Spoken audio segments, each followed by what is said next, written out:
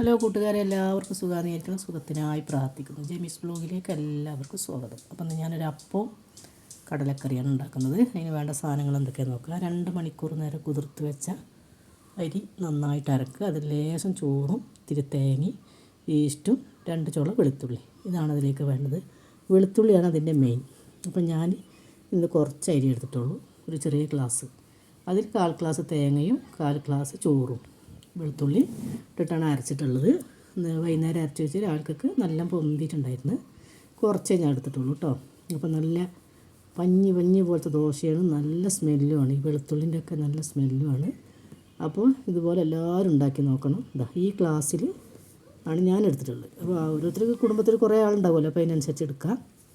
അപ്പോൾ നല്ല വൈകുന്നേരം ആയാലും ഈ ദോശ നല്ല കുഴഞ്ഞിരിക്കും കണ്ടോ. ഇതിൽ കടലക്കറി മുട്ടക്കറിയൊക്കെ സൂപ്പറായിരിക്കും കണ്ടോ. അപ്പോൾ എല്ലാവർക്കും ഇഷ്ടപ്പെട്ടെന്ന് വിചാരിക്കുന്നു. ഇഷ്ടപ്പെട്ടാൽ ലൈക്ക് ചെയ്യുക, ഷെയർ ചെയ്യുക, കമൻറ്റ് ചെയ്യുക. ആദ്യമായി കാണുന്ന എല്ലാ കൂട്ടുകാരും ഒന്ന് സബ്സ്ക്രൈബ് ചെയ്ത് സപ്പോർട്ട് ചെയ്യണേ.